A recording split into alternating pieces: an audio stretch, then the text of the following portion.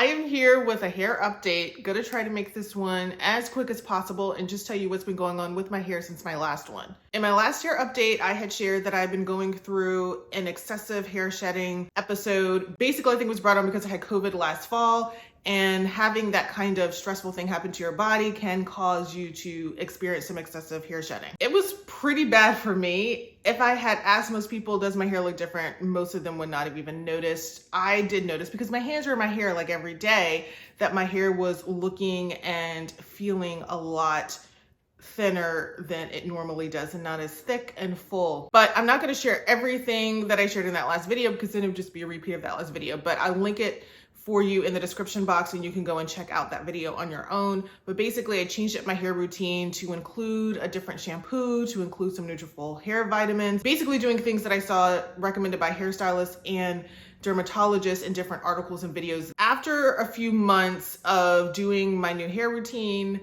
and using these different products, I did start to notice my hair shedding was lessening, and it got to the point where it's just a normal amount of shedding. And I shed quite a bit normally on my own. I just have a lot of hairs on my head, so I see a lot of shed hairs because of that. Because my hair seems to have gotten back to normal, I have started going back to my normal hair routine. I'm using my regular shampoos and conditioners. I have stopped my Nutrafol hair subscription. I thought I was going to continue it through the end of the year, but it was just becoming too big a part of my budget.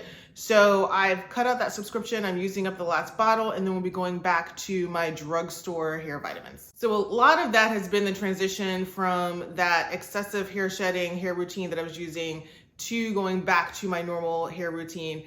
And I guess I was just so busy with life and doing that transition that I totally forgot to schedule a hair appointment, and I ended up going longer than I typically do to stretch my relaxer. My typical relaxer stretch is 10 to 12 weeks. This time I went 15, and I didn't even notice I had gone or was on my way to going to 15 until I reached about 12 or 13 weeks. And then I was like, wait a minute, what? Should I be getting a touch-up now? And I took a look at the calendar and I was like, oh yeah, I'm past due for one. So I went and scheduled a hair appointment, ended up scheduling it, I think I was about 13 weeks because I think I scheduled it for 2 weeks in the future, and that put me at 15 weeks. The crazy thing is I was noticing that I had a lot of new growth, but I thought it was basically because of the Nutrafol vitamins.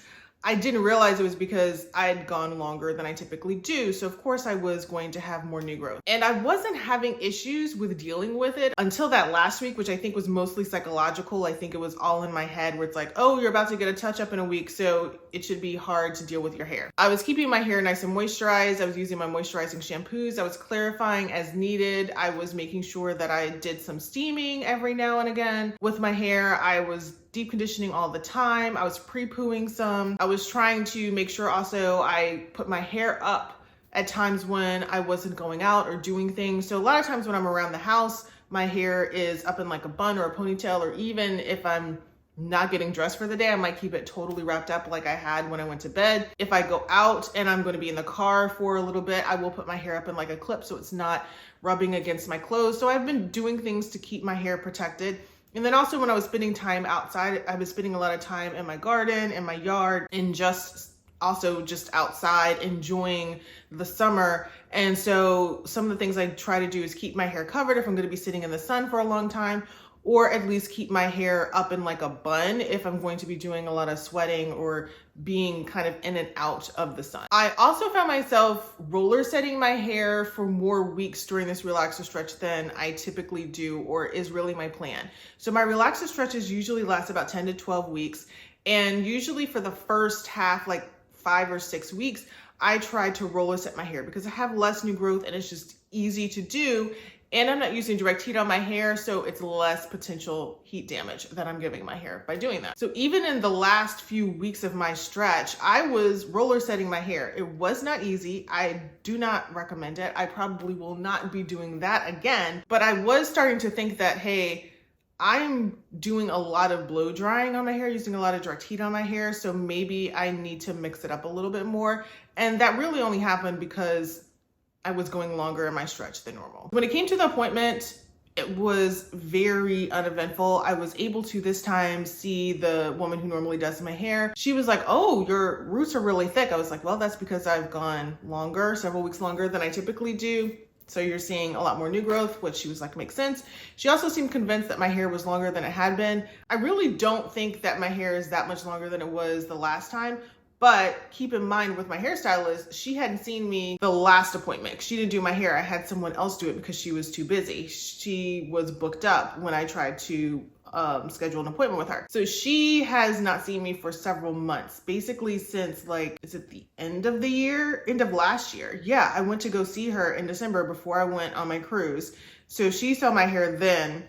She didn't see my hair in April when I got my last appointment. And so she's seeing me now. So it's been several months. It's been like over like 8 months that she hadn't seen my hair. So of course it looked like it had grown a lot. I'll do a comparison for you here where you can see my hair from my last appointment and this appointment. And let's see how my hair looks. Is it longer? Is it not? Okay, see, my hair doesn't look much longer at all. And I think a lot of that is probably due to the fact that I got a pretty good trim this time around because I just was not happy with the way my ends were looking. I just feel like my ends were just not having it this time around and they looked kind of scraggly, more so than normal this relaxer stretch, particularly towards the last like few weeks. And I think that's partially because I went so much longer than I normally do.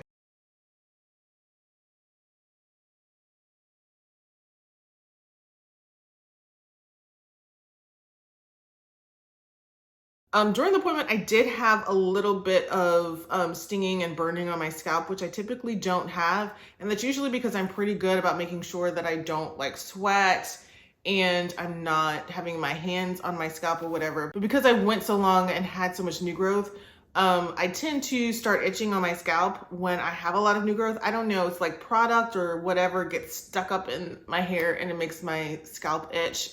At least that's what I think. And I was also spending time still outside of my garden and I was sweating a little bit. I wasn't sweating profusely. I tried to make sure, oh, I'm starting to sweat. Let's stop and let's cool down. I tried to do that, but I don't think I did a good job as I could have. My fault for having the little bit of burning and stinging that I did have, because normally that does not happen. For this next relaxer stretch, I'm not planning anything special. I am trying to use up hair products that I have. I've got like probably 5 shampoos back there that I have not opened, that I have not used from various different brands that I'm supposed to be trying out. So I'm looking forward to using those. The plan is to finish using up the shampoos that I currently have open and then start rotating in one at a time these newer shampoos, meaning I'm gonna start rotating in one. If my hair likes it and doesn't like reject it, then I'll keep using it till I use it up and then move on to another shampoo that I have sitting back there in my stash. Gonna continue to just focus on moisture and some protein. Gonna start thinking about things I wanna do with my hair. If there's anything I might need to change or wanna change as cooler weather starts rolling in. We're coming towards the end of summer. So, we shall see if any changes are needed for a fall or winter hair regimen. Usually my hair regimen can stay the same throughout the year with a couple of changes in terms of maybe the hair serum I'm using or, you know, am I doing more steaming in the winter than I am in the summer, that kind of thing. I will be taking a summer vacation soon.